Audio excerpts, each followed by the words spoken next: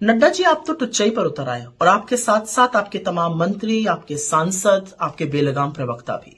लेकिन हम तो चाहते हैं कि आप सब मिलकर ये क्षुद्रता और ये टुच्चई करिए, क्योंकि ये देश भी तो आपका असली रंग और रूप देखे।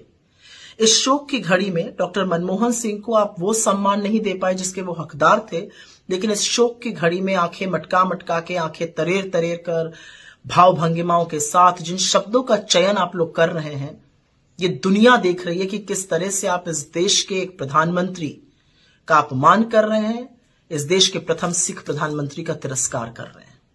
किसी ने ठीक ही कहा था कि छोटे मन के लोगों से बड़ी राजनीति की अपेक्षा करना तो दूर की बात है, वक्त पड़ने पर उनसे बड़प्पन की उम्मीद करना भी बेमानी है।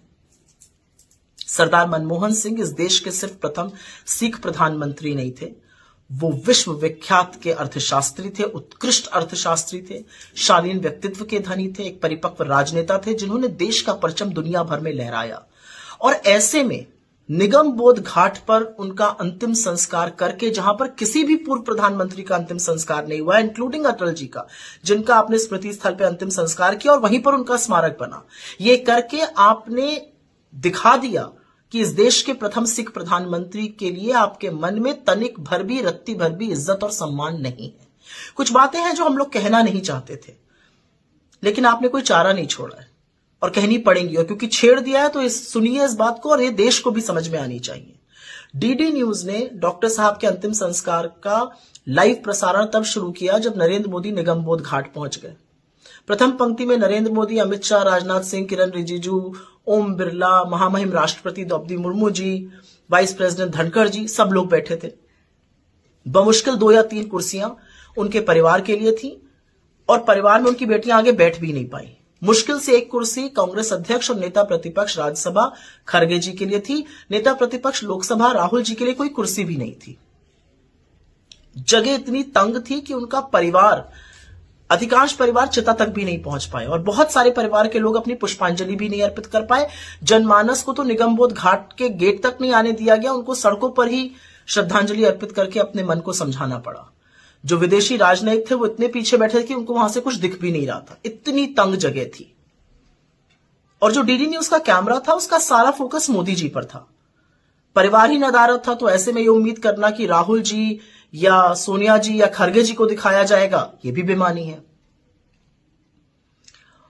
और उसी के दौरान, मतलब कितनी बड़ी विडंबना है कि जब डॉक्टर साहब को गार्ड ऑफ ऑनर मिल रहा था तो डीडी न्यूज का कैमरा और ये देश नरेंद्र मोदी जी की शक्ल देख रहा था, उन पर फोकस था। और उसके बाद बीजेपी की जाहिल लोग, आपके समर्थक, ये तक कहते हैं कि जिन राहुल गांधी जी ने डॉक्टर साहब को कंधा दिया वो अंत्येष्टि में शामिल नहीं हुए। खैर, आज वो दिन नहीं है कि ऐसे जाहिलों के साथ हम उलझे या उनको हम प्रत्युत्तर दें या उनको एक्सप्लेनेशन दें, वो हम करेंगे भी नहीं। लेकिन उस पंक्ति में बैठे हुए, उस अग्रिम पंक्ति में बैठे हुए भाजपाइयों को देखकर वो सारी बातें बार बार याद आ रही थी जो गलीच बातें इन लोगों ने डॉक्टर साहब के बारे में कही हैं। उनकी चाल पर, उनकी बोली पर, उनके नाम तक का उपहास इन भाजपाइयों ने उड़ाया है। और असलियत यह है कि यह काम खुद नरेंद्र मोदी जी ने किया है। चुनावी मंच से उनको मनमोहन सिंह कहना, यह कोई भूला नहीं है।